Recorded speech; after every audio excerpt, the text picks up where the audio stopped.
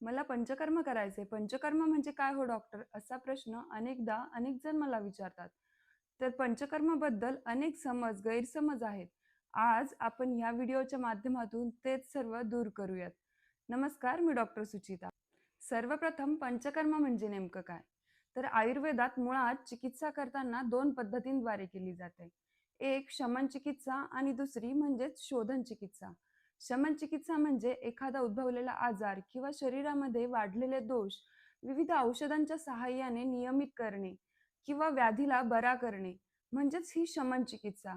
तेच पंचकर्माद्वारे शरीर शुद्धी म्हणजेच शरीरात उत्पन्न झालेले टॉक्झिन्स, आमदोष शरीरातून विविध पंचकर्मांच्या सहाय्याने बाहेर काढून टाकणे म्हणजेच मुळापासून चिकित्सा करणे म्हणजेच शोधन चिकित्सा. यालाच आपण डिटॉक्सिफिकेशन असेही म्हणतो. यानंतर अनेकांचा प्रश्न असतो की पंचकर्म नेमकं करावं कोणी? तर मुळातच आयुर्वेदाचं प्रयोजन म्हणजेच उद्देश सांगतो की स्वस्थस्य स्वास्थ्य रक्षणम आतुरस्य विकार प्रशमनम च. म्हणजेच काय तर स्वस्थ व्यक्तीच्या स्वास्थ्याचं रक्षण करणं आणि आतुर व्यक्ती म्हणजेच रोगी व्यक्तीला रोगमुक्त करणं हेच आयुर्वेदाचं उद्देश आहे.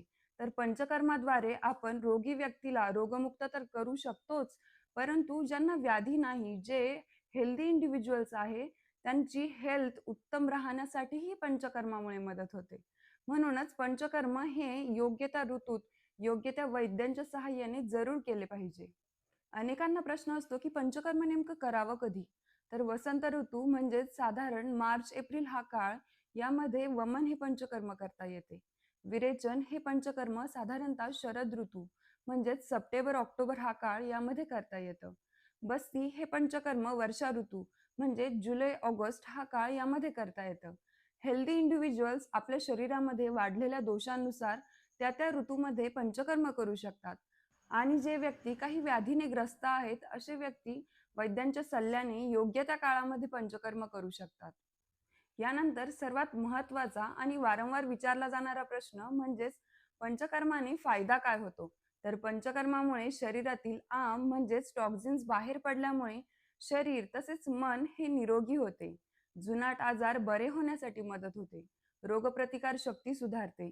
वारंवार होणारे व्याधी होत नाहीत. त्याचप्रमाणे त्वचेचे आरोग्य सुधारते.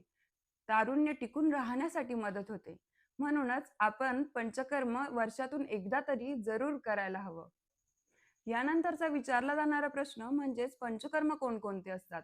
तर प्रामुख्याने पंचकर्मामध्ये वमन, विरेचन, बस्ती, नस्य, रक्तमोक्षण या 5 क्रियांचा समावेश होतो. त्यातील वमन म्हणजेच कफदोषाच्या शुद्धीसाठी केले जाणारे पंचकर्म.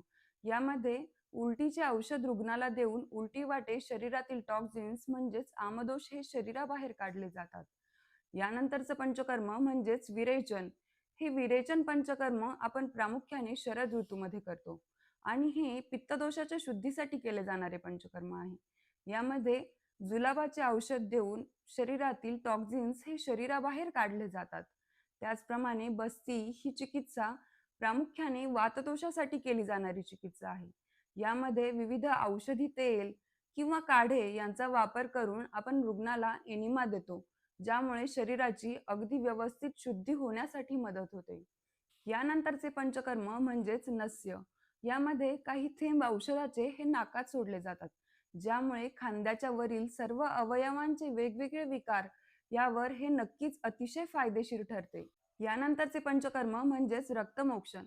रक्तमोक्षण हे प्रामुख्याने रक्ताचे विकार, पित्ताचे विकार, त्याचप्रमाणे त्वचेचे आजार या सर्वांमध्ये केले जाणारे एक प्रमुख पंचकर्म आहे.